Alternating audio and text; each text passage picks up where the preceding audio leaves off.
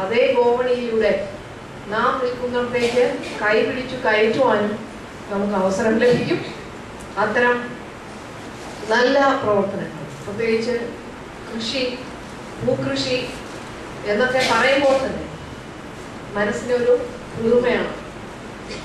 അപ്പോൾ മണ്ണുമായി ബന്ധമുള്ള പ്രവൃത്തികൾ, അങ്ങനെ നമ്മുടെ മനസ്സിന് സന്തോഷം തരുന്ന പ്രവൃത്തികളിലൂടെ സമ്പാദ്യം ഉണ്ടാക്കുക. ഒപ്പം തന്നെ അതിനനുബന്ധമായി ഒരുപാട് പ്രവർത്തനങ്ങൾ നമ്മുടെ സ്വന്തമായ നിലയിൽ നാം തന്നെ നോക്കിക്കണ്ട് ആരംഭിക്കാനാവുക എന്ന് പറഞ്ഞാൽ അത് നിസ്സാര കാര്യമല്ല.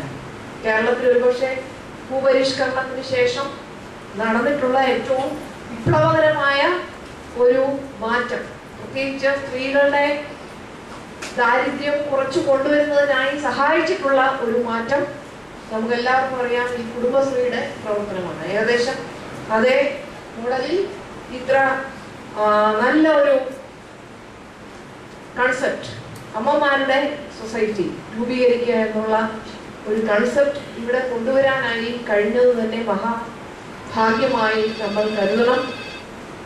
ഒത്തൊരുമിച്ച് പ്രവർത്തിക്കുമ്പോൾ, കൂട്ടായിട്ട് പ്രവർത്തിക്കുമ്പോൾ നാം ഒറ്റയ്ക്കൊറ്റയ്ക്ക് ചിന്തിക്കുന്നതിനേക്കാൾ, ഒറ്റയ്ക്കൊറ്റയ്ക്ക് പ്രവർത്തിക്കുന്നതിനേക്കാൾ ഒക്കെ നമ്മുടെ ശക്തി കൂടും.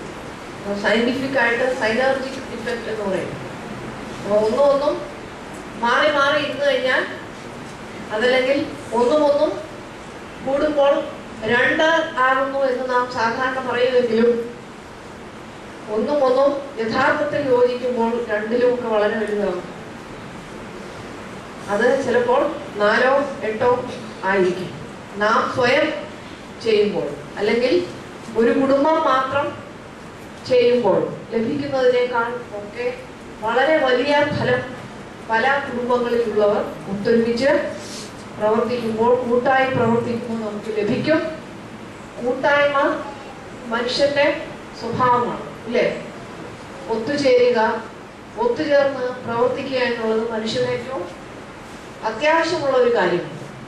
കൂട്ടുചേർന്ന ഒരുപാട് ജന്തുജാലങ്ങൾ വരെ ഉണ്ട്. അപ്പോൾ പിന്നെ മനുഷ്യന്റെ കാര്യം പറയാനില്ല. അങ്ങനെ ഇരിക്കുമ്പോഴാണ് ഇന്ന് നമ്മുടെ സമൂഹത്തിൽ വ്യക്തികളും കുടുംബങ്ങളും എല്ലാം ഒറ്റപ്പെടുന്നത് കാണുന്നു. പല സ്ഥലങ്ങളിലും ഒരേ റെസിഡൻഷ്യൽ അസോസിയേഷൻ ഉണ്ടായിരിക്കും, അല്ലെങ്കിൽ ഒരേ പള്ളിയിൽ പോകുന്നുണ്ടായിരിക്കും. ഇതൊക്കെയാണെങ്കിലും തൊട്ട് അടുത്തുള്ള ആളിൽ നിന്നും എത്രമാത്രം അകലെയാണ് നാം ഓരോരുത്തരും എന്ന് നാം ചിന്തിക്കും. സാധാരണഗതിയിൽ നാം പറയാറുണ്ട്, ഒരു മനുഷ്യനും മറ്റൊരു മനുഷ്യനുമായി ഉള്ള ഏറ്റവും ചുരുങ്ങിയ ദൂരം ഒരു പുഞ്ചിരിയുടേതാണ്. അപ്പൊ ആ ഒരു പുഞ്ചിരി അത് ആത്മാർത്ഥമായി പരസ്പരം കൈമാറുവാൻ നമുക്ക് എല്ലാവർക്കും ആകുന്നുണ്ടോ എന്ന്, നമ്മുടെ മുഖത്ത്, നമ്മുടെ ചുണ്ടുകളിൽ കൃത്രിമമായി പിടിപ്പിക്കുന്ന ഒരു ചിരിയാണ് ഉള്ളതെങ്കിൽ അതിനെ ഞാൻ നേരത്തെ പറഞ്ഞ രീതിയിലുള്ള മറ്റൊരു മനുഷ്യനിലേക്കുള്ള ഏറ്റവും ചുരുങ്ങിയ ദൂരമായി കണക്കാക്കുവാൻ നമുക്കാവുകയില്ല. എന്നാൽ മറ്റുള്ള ഓരോരുത്തർക്കും നന്മ വരട്ടെ എന്ന ആത്മാർത്ഥമായ ആഗ്രഹം നമ്മുടെ ഉള്ളിൽ ഉണ്ടായെങ്കിൽ ആ തരത്തിലുള്ള ഒരു പുഞ്ചിരി പരസ്പരം കൈമാറുവാൻ നമുക്ക് സാധിക്കുന്നു. അങ്ങനെ ഒരു പുഞ്ചിരിയിൽ തുടങ്ങി കൂട്ടായി ഒരുപാട് പ്രവർത്തനങ്ങളിൽ ഒരുമിച്ച് ഏർപ്പെടുവാൻ നമുക്ക് സാധിക്കും. ടീം വർക്കിലൂടെ അല്ലാതെ ഒന്നും വിജയിച്ചിട്ടില്ല. ഒരു ടീം ഇല്ലാതെ എത്ര മഹാനായ വ്യക്തിയാണെങ്കിലും കാര്യങ്ങൾ ചെയ്തു തീർക്കുവാൻ സാധിക്കുകയില്ല എന്നുള്ളത് നമുക്ക് എല്ലാവർക്കും അറിയാം.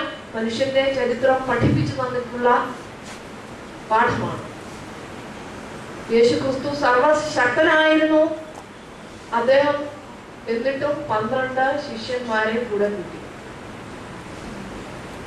അദ്ദേഹം തന്നെ വിചാരിച്ചാൽ ആ 12 ശിഷ്യന്മാരും ചെയ്യുന്ന കാര്യങ്ങൾ ചെയ്യാൻ പാടില്ലാഞ്ഞിട്ടല്ല തീർച്ചയായിട്ടും അദ്ദേഹം 12 പേരെ കൂടെ കൂട്ടിയത്. മനുഷ്യന് മാതൃകയാകാൻ വേണ്ടിയാണ് അദ്ദേഹം ഭൂമിയിൽ ജനിച്ച് നമുക്ക് ഈ മാതൃക കാണിച്ചു തന്നത്. 12 ശിഷ്യന്മാരെ കൂടെ കൂട്ടുകയും പത്രോസെ നീ പാറയാകുന്നു എന്ന് പറയുകയും ഒക്കെ ചെയ്തുവെങ്കിൽ എന്തുകൊണ്ട് അത് ചെയ്തു എന്ന് നമ്മൾ ആലോചിക്കണം. സർവശക്തനായ ദൈവം പോലും നമുക്ക് കാണിച്ചു തന്ന മാർഗം കൂട്ടായ്മയുടെ മാർഗമാണ്. ഒരു കൂട്ടായ്മയിലൂടെ അല്ലാതെ മനുഷ്യന് യാതൊരു വിധത്തിലുമുള്ള വിജയം നേടുവാൻ കഴിയുകയില്ല എന്നുള്ള പരമസത്യം നമ്മെ ഓരോ ഇതിഹാസങ്ങളും പഠിപ്പിക്കുന്നുണ്ട്. ഇത് രാമായണ മാസമാണ്. രാമായണം കഥ കേട്ടിട്ടുള്ളവർക്കറിയാം. ശ്രീരാമന് സീതയെ തേടുവാനായി ലങ്കയിൽ പോകുവാൻ ചിറ കെട്ടാനായി ഒരു അണ്ണാറക്കണ്ണന്റെ സഹായം പോലും വേണ്ടി വന്നു. ആ അണ്ണാറക്കണ്ണനും തന്നാലായത് ചെയ്തത് കൊണ്ടാണ് ആ ചിറ യാഥാർത്ഥ്യമായി അദ്ദേഹത്തിന് ലങ്കയിലേക്ക് ഹനുമാനെ അയക്കാനായി സാധിച്ചത്. ഹനുമാൻ ഒറ്റയ്ക്ക് പോയി കൃത്യം നിർവഹിച്ച് വരുവാൻ ഒരുപക്ഷെ ശക്തനായിരുന്നിരിക്കാം. എന്നാൽ അങ്ങനെയല്ല ശ്രീരാമൻ പറഞ്ഞത്. ശ്രീരാമൻ പറഞ്ഞു, തീർച്ചയായും ഒരു ദൗത്യത്തിന് പോകണമെങ്കിൽ പട വേണം. പട എല്ലാം ഭാര്യയുടെ കയ്യിൽ ആയിപ്പോയാൽ കാര്യം നടക്കുകയില്ല. അതുകൊണ്ടാണ് ഭാര്യയെ വധിച്ച് പടയെ സ്വന്തമാക്കി ആ പടയോടുകൂടിയാണ് ലങ്കയിലേക്ക് പോകുന്നത്.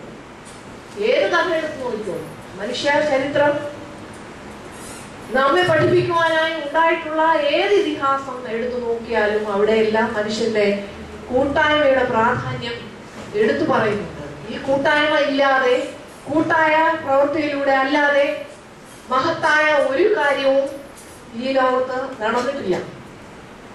അങ്ങനെ മഹത്തായ കാര്യങ്ങൾ കൂട്ടായ്മയിലൂടെ അല്ലാതെ സാധിക്കാനായി ആർക്കെങ്കിലും സാധിക്കുമെങ്കിൽ അത് ദൈവത്തിന് മാത്രമാണ്. ദൈവം നമുക്ക് കാണിച്ചു തന്നിട്ടുള്ള മാതൃക എന്താണ്? മനുഷ്യൻ അപൂർണനാണ്.